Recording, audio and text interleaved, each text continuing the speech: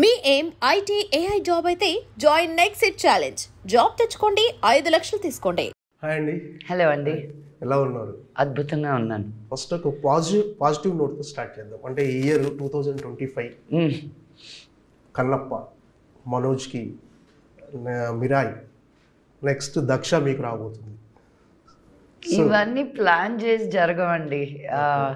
It's divine blessings అంతే. ఆ దేవుడు ఏమనుకు మన ప్రయత్నం యత్నం దైవయత్నం. So this is all God's blessings అనుకోవాలి. దక్ష అన్న పేరుతోటి జస్ట్ దసరా ముందు, నవరాత్రులు ముందు ఆ పేరుతోటి రిలీజ్ అవ్వడం అనేది మేము ఎప్పుడు సమ్మర్ రిలీజు మధ్యలో రిలీజ్ అనుకున్నాం. బట్ అది ఎప్పుడు రావాలో అప్పుడే వస్తుంది అనమాట. ఏంటి మీ ఎక్స్పెక్టేషన్స్ ఎలా ఉన్నాయి సినిమా? Expectation is a very very big word. But నేను ఏ సినిమా చేసినా I really wish it's received well. పెట్టిన డబ్బులు వెనక్కి వచ్చేసి బాగా రిసీవ్ అయితే చాలు. బికాజ్ ఐ థింక్ డిఫరెంట్లీ, నా స్టోరీస్ డిఫరెంట్గా ఉంటాయి. ఇప్పటి వరకు I never gone wrong in a subject selection. అది హిట్టా, ఫ్లాపా, మీడియమా, అది దేవుడు ఎరుగు. వెదర్ వల్ల, స్ప్లిట్ వల్ల, what ever it is. But I've never been wronged as an artist. So I want to continue that streak. First of all congrats to Mirai. అంటే actually మనోజ్కి చెప్పాలి, కానీ మనోజ్కి చెప్పినా మీకు చెప్పినా ఒకటే. మనోజ్కి చెప్పండి, he'll be very happy. మనోజ్కి ఆల్రెడీ అయిపోయింది, ఇంటర్వ్యూ చెప్పేసాడు. అంటే ఆయన సక్సెస్ని మీరు ఎక్కువ ఎంజాయ్ చేస్తారు. ఎలా అనిపించింది ఆ క్షణాలు? అంటే ప్రసాద్ ఐమాక్స్లో మీరు సినిమా చూశాను మనోజ్తో కలిసి. నేను ఎవరి సక్సెస్ ఉన్నా అలాగే సెలబ్రేట్ చేస్తానండి. మా ఇంట్లో హీరోలే కాదు, బయట ఉన్న హీరోలకు కూడా సినిమాని సెలబ్రేట్ చేస్తాను నేను. బట్ మనోజ్ పరాన్కి వచ్చేసరికి చాలా గ్యాప్ వచ్చింది తనకి. అండ్ ఇది 3 సంవత్సరాల క్రితం స్టార్ట్ చేసిన సినిమా.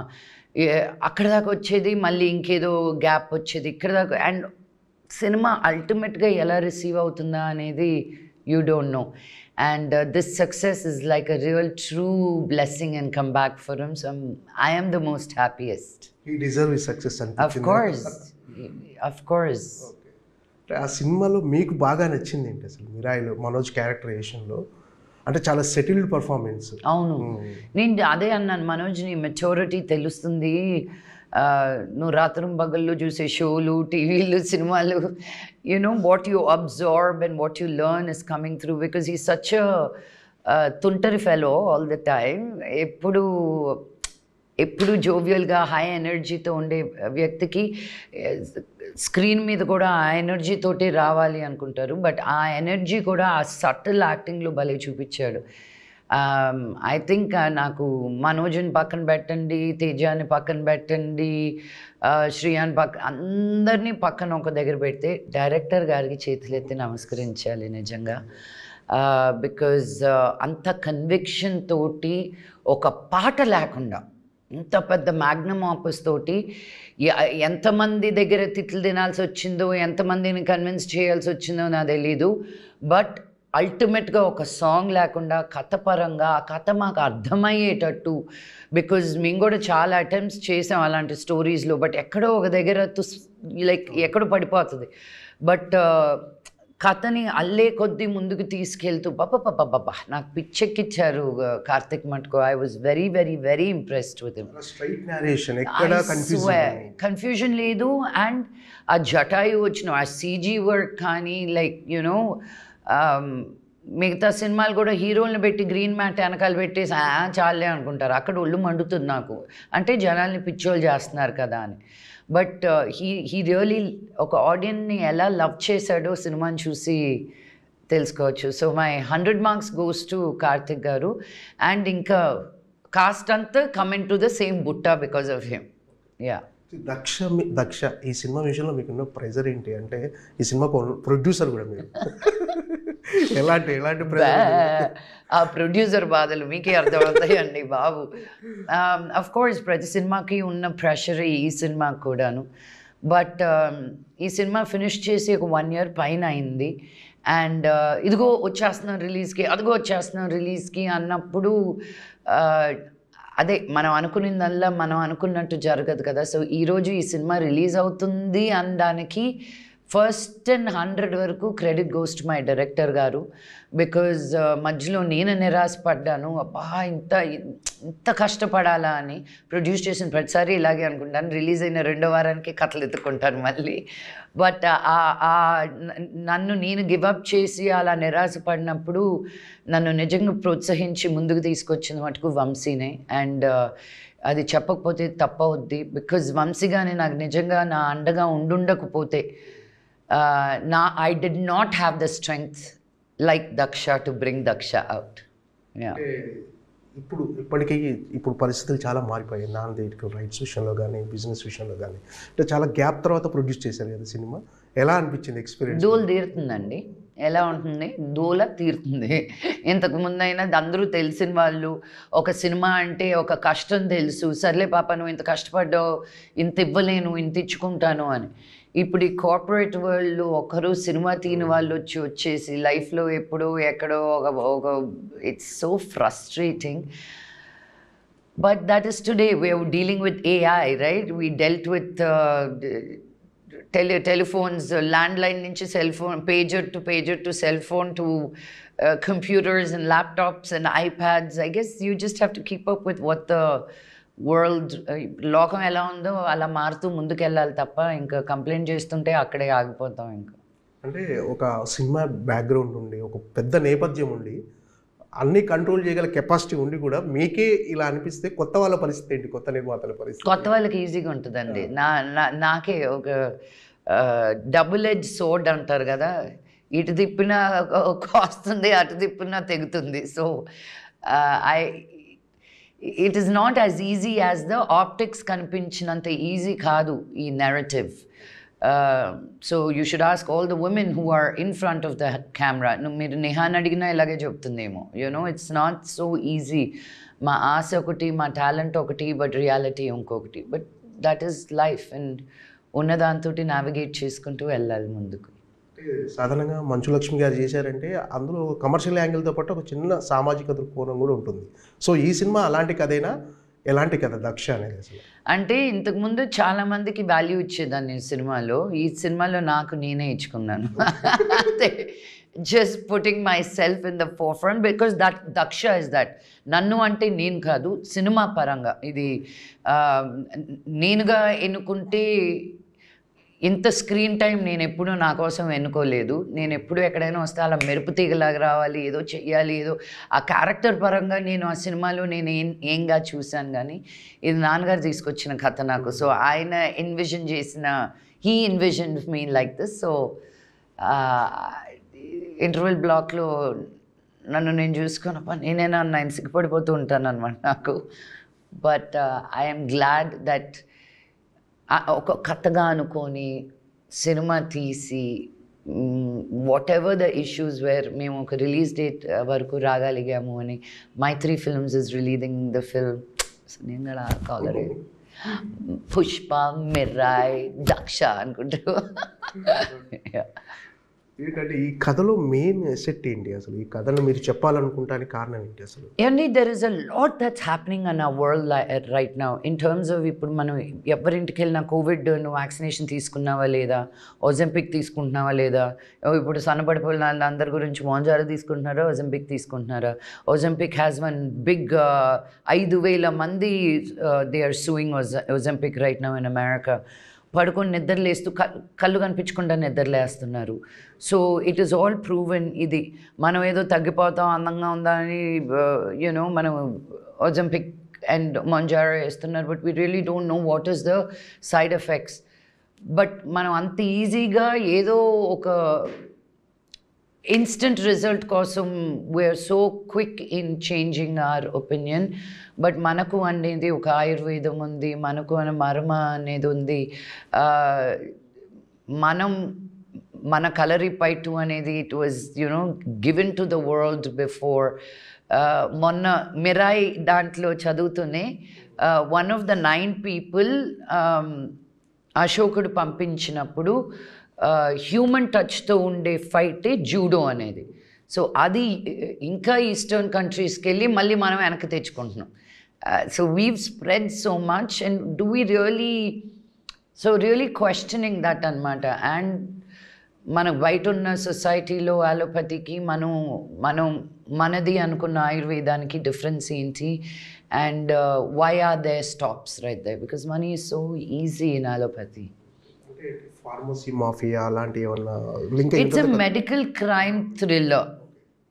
మేము ఎవరిని పర్టికులర్గా ఉద్దేశించి చేయలేదు, బట్ ఒక బ్రాడ్గా ఆ నెరేటివ్ తోటి తీసుకొని చేయడం జరిగింది.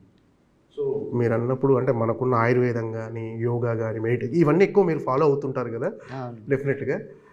అంటే మొదటి నుంచి అలవాట మీకు? ఈరోజు మీరు ఇంత ఎనర్జెటిక్గా ఉండడానికి కారణం అదే అనుకుంటాం మీరు? 100% యోగాకి నేను యోగా అండ్ మెడిటేషన్ అండి.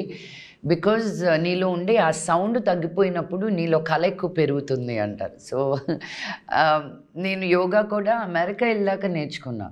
నేను అప్పుడు సిగ్గుపడ్డాను, అప్ప మన ఊర్లో ఉండేది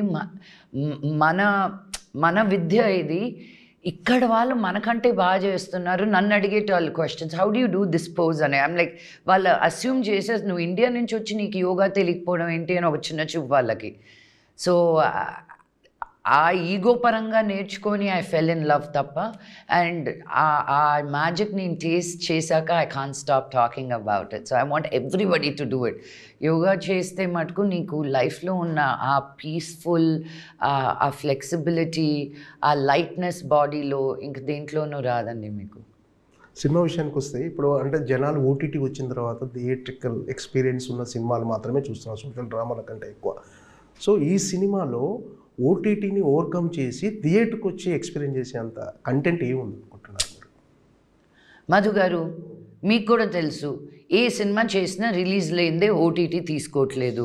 వాళ్ళే తీసుకోవాలంటే 3 సంవత్సరాలు కూర్చోవాలి ఓటీటీ తోటి. నేను ఆ కథ కూడా 3 సంవత్సరాలు నీతోటి ఉంటాను రా బాబు, నువ్వు తీస్తావా అంటే కరెక్ట్గా 3వ సంవత్సరం ఇంకో 2 రోజులు వచ్చేటప్పుడు ఇది మా పాలసీ మారింది, we're changing the way we're looking at our future films అని నిన్ను నిర్దాక్షిణ్యంగా డ్రాప్ చేసేస్తారు. అలా జరిగినటివి కూడా ఉన్నాయి విత్ డిఫరెంట్ ఓటీటీస్. నాకు పేషెన్స్ ఎక్కువ. So I wait and take it, and then I was like, no man, I believe in my cinema. I know నేను ఈ సినిమా తీసి రిలీజ్ చేసిన వెంటనే ఇప్పటికే ఓటీటీస్ అడుగుతున్నాయి. So it's become one weird game అన్నమాట. Given a choice, నాకు theatrical release వద్దు. I don't feel I am one Prabhas or I am in that range to bring people in. But I am an artist who wants to make cinema. So నాకు OTT వాళ్ళే, OTT కాదు, నువ్వు YouTube కోసం ఇదిగో నీకు 2 కోట్ల cinema యూట్యూబ్లోనే చూపిస్తానన్నా చేస్తానండి నేను. I don't segregate myself like that. But wherever there is opportunity is where I find my artistic expression అన్నమాట.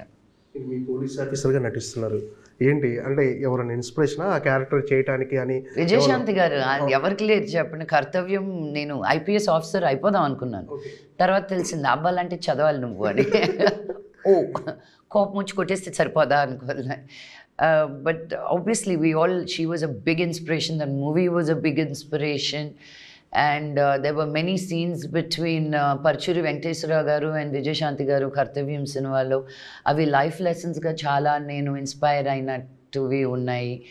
So and then a lot of fight sequences in it. I said, why not in a different character, in a different look, in a different vibe. So I said, yes. నాన్నగారు మోహన్ బాబు గారి character ఎలా ఉండబోతుంది? ఆయన్ని అసలు ఈ సినిమాలోకి మీరు తీసుకొచ్చారా, లేకపోతే ఆయనే మీకు కథ తీసుకొచ్చి? ఆయనే తీసుకొచ్చారండి, అందుకే అంత ఈజీగా ఆయన కూడా చేశారు. లేకపోతే ఆయన అంత ఈజీగా ఒప్పుకోరు క్యారెక్టర్స్, ఎస్పెషలీ నాతోటి. So I was very very excited. ఇలాంటిది నేను చిన్నప్పుడు ఎప్పుడు డాడీతో ఒక సినిమా చేస్తే బాగున్నాను. Even after becoming an actor ఆ ఆశ ఉంటుంది కదా, పెద్ద ఆర్టిస్ట్తో చేయాలి అని. అండ్ ఇంట్లోనే ఉన్నారు, ఇంకేంతోటి కూడా చేయకపోతే ఇంకెలా. బట్ అది కుదరాలి, ఆ దేవుడు మీకు ఆశీస్సులు పంపాలి, పెట్టాలి, చెయ్యాలి. సో అలా డాడీ తీసుకురావడం, అండ్ ఆయనకు ఒక బ్యూటిఫుల్ క్యారెక్టర్ దాంట్లో ఉండడం. It's not your typical daddy character, చాలా సటిల్గా, చాలా బ్యూటిఫుల్గా ఆ క్యారెక్టర్కి తగ్గట్టు he looks beautiful. Daddy screen presence గురించి నేను చెప్పాల్సిన అవసరం లేదు, అంత పెద్దదాన్ని కూడా కాదు నేను. బట్ ఐఎమ్ గ్రేట్ఫుల్ అంతే చెప్పగలుగుతాను. ఇన్ని రోజులు ఎందుకు రాలేదు నాన్నగారితో కలిసి నటించే అవకాశం? అంటే మధ్యలో ఛాన్స్ ఇవ్వలేదా నాన్నగారు? ఇవ్వలేదండి అని రాలేదు, రెండు నిజమే. సో చాలా ట్రై చేశాను. పీకు సినిమా వచ్చినప్పుడు నేను రైట్స్ తీసుకొని తెలుగులో చేద్దాం డాడీ తోటి అని, బట్ కుదరలా అంతే. నేను ఈ సినిమాలో మెసేజ్ ఏమన్నా ఉంటుందా? లేదండి, యూజువల్గా నేను ప్రతి సినిమాలోనూ ఏదో పొడి చేద్దాం చింపేద్దాం ఏదో మెసేజ్ పెడదాం అనుకుంటాను.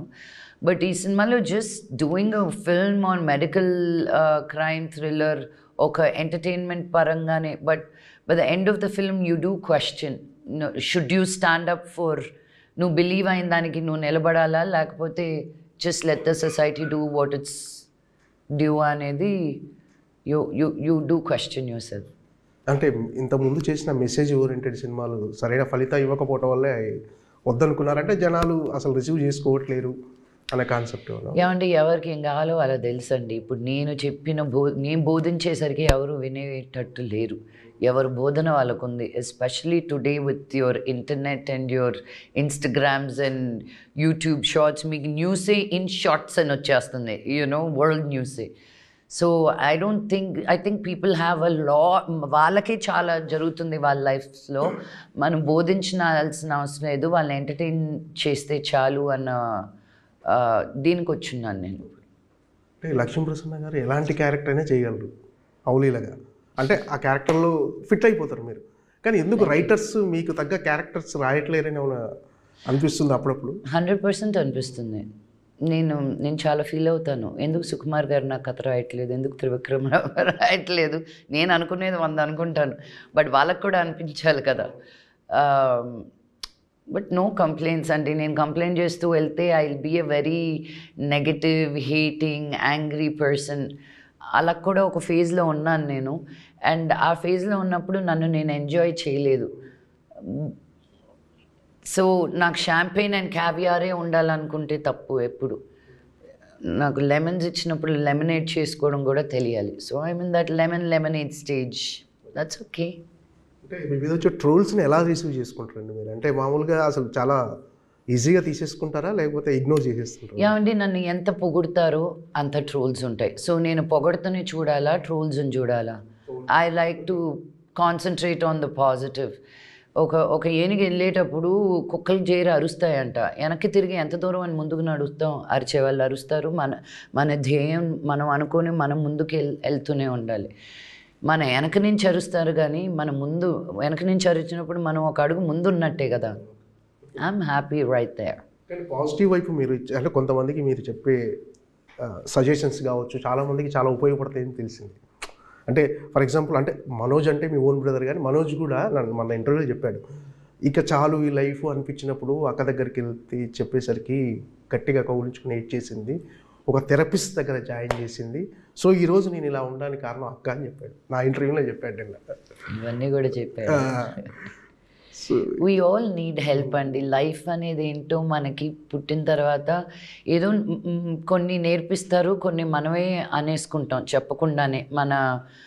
మన ప్రాంతం బట్టి, మనం పెరిగిన వాతావరణం బట్టి. But we all need help. ఎక్కడో ఒక దగ్గర we feel like my God, నేను అనుకున్నది సాధించలేకపోతున్నాను, సో ఇంకెందుకు ఈ లైఫ్ అన్న ఇది నేను ఒక దగ్గర ఇన్వెస్ట్ చేశాను, డబ్బులు పోయింది, ఒక సినిమా తీశాను, అది పోయింది అనుకున్నప్పుడు, నిరాశపడిపోయినప్పుడు ఇక్కడితో ఆగిపేస్తే చాలు కదా అని ప్రతి వ్యక్తి లైఫ్లోనూ ఎక్కడో ఒక దగ్గర అనిపిస్తుంది. That is the most important time. That ఏదో మీ లైఫ్లో పెద్ద మార్పు వచ్చే టైం అది అని. దాన్ని నిలదొక్కున్నప్పుడే దేవుడు మీకు ఆ వెళ్తురు ఏదో చూపిస్తారు. బట్ చాలామంది అక్కడ దాకా వచ్చి నిరాశపడిపోయి ఆగిపోతారు and they never see the light. And మనోజ్కి ఆ టైంలో ఎవరు అవసరం ఉన్నది అని నేను I take chances with Manoj, ఇది చేయరా అది చేయరా, and I do not give up on him. And ఎక్కడో ఒక దగ్గర లొంగుతాడు. అందరితోటి ఇంత టైం అండ్ ఇంత ఎఫర్ట్ పెట్టకూడదు గారు. బట్ మనోజ్కి నౌ ఐ ఫీల్, ఇంకా ఇప్పుడు వచ్చి అడిగినా కూడా పోరా నీకు చెప్పింది చాలు, నువ్వు చూసుకో అని. బికాజ్ నౌ గట్టెక్కిచ్చేసాను నేను నా పరాన. ఇంకా let him live his life. కాదు మనోజ్ ఇప్పుడు ఒక 10 మందికి చెప్తున్నాడు, ఏంటి మీరు ఏదైనా ప్రాబ్లం ఉంటే థెరపిస్ట్ దగ్గరికి వెళ్ళండి, ఫ్యామిలీతో కూర్చోండి, కౌన్సిలింగ్ తీసుకోండి. అవును, 100%. సో అవన్నీ మనోజ్ చాలా మెచ్యూర్డ్గా చెప్తున్నాడు బికాస్ ఆఫ్ యూ అనమాట. సో నేను ఇన్నర్ వర్క్ చేయకుండా, సెల్ఫ్ హీలింగ్ లేకుండా నేను ఇంత హ్యాపీగా, ఇంత settle in my soul, in my భావన. బికాజ్ ఇంతకుముందు ఇంటర్వ్యూస్కి ఇప్పటికీ నాకే చాలా డిఫరెన్స్ కనిపిస్తుంది in the person I am. చాలా ట్రిగర్ అయిపోయేదాన్ని ఇంతకుముందు. ఇప్పుడు okay, that's your opinion, I don't have to agree on it, but that's okay.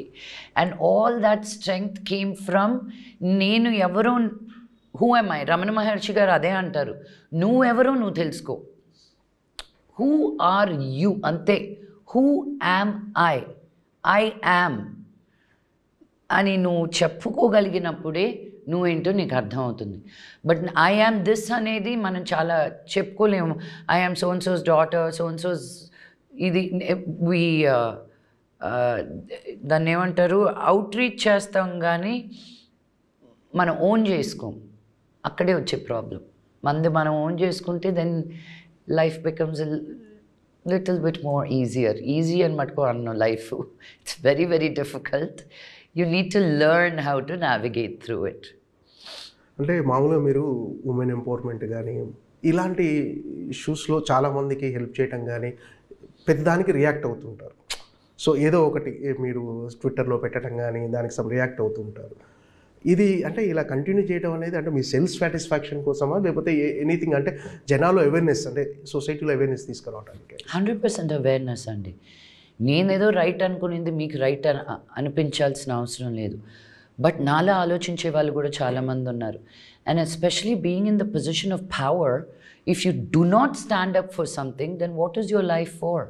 నేను నేర్చుకుంది ఏంటంటే ప్రతి బ్యాటిల్లోకి వెళ్ళిపోకుండా చూజ్ యువర్ బ్యాటిల్స్. నాకు చాలా వాటి గురించి చాలా చెప్పాలనిపిస్తుంది, కానీ ప్రతి దానిలోనే దూరలేను. Ultimately I'm an actor and an entertainer.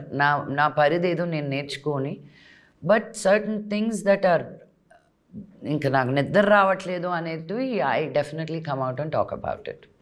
అంటే కొన్ని జరుగుతున్నప్పుడు చూస్తున్నప్పుడు కోపం వచ్చేస్తుంటుంది కదా, అలాంటి చాలా వస్తుందండి కోపం. బట్ ఆ కోపాన్ని కంట్రోల్ చేసుకొని అది మీ జర్నీ అని నేర్చుకుంటున్నా.